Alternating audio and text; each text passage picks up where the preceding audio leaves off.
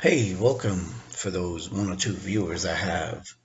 I'm back with another video, and today I thought I'd talk about the protest yesterday held by affiliates of Antifa, Black Lives Matter, all those alphabet groups, acronym groups, and just um, everyone in New York City that participated. I feel you on that 275. I always wondered how did we get from those fares in the 90s that were under $2 to where we're at 275, which, you know, if I'm looking at it, I mean, how, what is the MTA doing with this money? How are they mismanaging it? Or is it just like, um, is it just corrupt? I don't understand how we got from the fares that we were paying in the 90s to where we're right now, almost at $3. Now, if you're looking at $6 a day to go to work, that's a lot of money. I mean, it's over $100. And if you go to work and you go to school, I mean, the expense is crazy. It's phenomenal. So it's like it's, it's over $150 a month. And I agree with that part of the protest that the fares are just outrageous. The service is not as good. They have a few new cars that they're running, and they did some upgrades on the signaling. But I really think this is just mismanagement of money, and ultimately it comes down to um, they're using the system to profit. That's the only thing I can think of, like to line politicians' pockets. Cuomo, maybe. De Blasio's benefiting from it. I have no idea because I see the advertisement has gone up. They have a lot of sponsorships. They sell a lot of space. So I mean, there's money coming from every direction. So I can't see why the cost of it keeps rising, but the quality goes down. And I would be frustrated too if I had to ride that system every day and be inundated with delays or dirty trains or homelessness, crime, so on and so on. You're not getting your value out of your 275. Well, it was like more like $6 a day. And it could even be more if you have a second job or you go to school. So, or you live in a two fare zone, like a few people do, and they commute into the city, and it can be up to $10 a day in that case. And it's I don't think it's fair to the commuters that they have to, you know, that the burden of the cost goes towards them. Somebody needs to be losing money, either the government or whoever's profiting from these outrageous fares. Now that being said, I don't agree with protesting the police. I think they're just, the police are there to enforce the law, of course, because you're messing with somebody's money. And that ultimately what it comes down to. Police are out there protecting somebody's investment. Basically, that's it. So they're using the police to enforce laws to line their pockets. Now, when I looked at the protesters, I was sad to see that majority of them were white, college age, young adults that probably have jobs in the tech industry, banking industry, are making enough to pay $3,000 a month for a one-bedroom apartment, and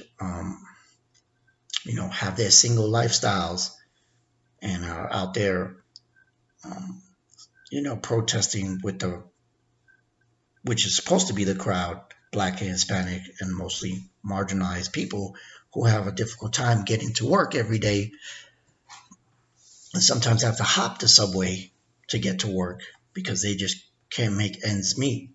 And I was really disappointed. I see a clip where they were riding in a car, and they were writing in red marker, and it was white kids, and it's just like, please, you can't, you you can't. You just look. I know there's whites that are just as poor or as oppressed or feel as oppressed as minorities, but they just always seem to overtake the cause, especially leftist white people. They always overtake the cause, and then too. They make it too grandiose. Um, it's just they it just gets diverted, and they overtake it, and then the message when you see protesters out there, and it's you know um, middle class white kids that are privileged holding the sign that says Black Power. I'm just like, I'm turned off. I don't care at that point. I don't care. And the message is convoluted. I didn't see a white face holding those signs. I mean, I don't want to see it. I would rather see that it is black, young black male Hispanics, female Hispanics, black females, and black males holding a sign, and not white people. I don't want to. This is just me. They can't. They take ever over every cause, whether it be transgender causes, gay rights, black rights, Hispanic immigration. I always see more white people out there protesting, and then the way they do it is that they infuse a little bit of silliness into it. Um, you know, Minorities are passionate, but when our passion comes out, you know, it's just different. It's just one winds to it. It's silly. It just looks silly on them. It's not a good look, and that's just my opinion. Um, of course, I just don't like the fact that they were holding up signs that said "fuck the police," and I thought that was not cool. Like again, the cops are just out there protecting you, the citizen. They're just doing a job, and protesting them is, you know, it's kind of, it's kind of counterproductive, I think. But you know, uh, looking at it, I think going forward, if they keep doing it, I think eventually the MTA, I think the government of New York, Cuomo and de Blasio will have to be looking seriously at doing something about the fares. I know the rate, they're subsidized by the government so that it's keeping it at 275, but I can understand that. I mean, the fare in if you're they should this is what I would propose, and I don't know if this will work, but the fare for people that live in the five boroughs should be at $2. And that's just, they should, if you live within the city limits, you should be able to buy a Metro card or the card for $2. I think that's fair. I think 275 is way too much because you're looking up to $10. Now, of course, the ones that live outside the borough, you know,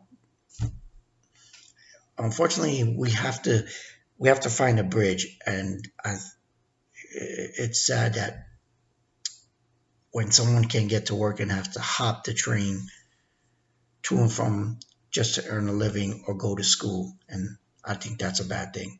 So I'll leave it there. Comment, let me know what you think.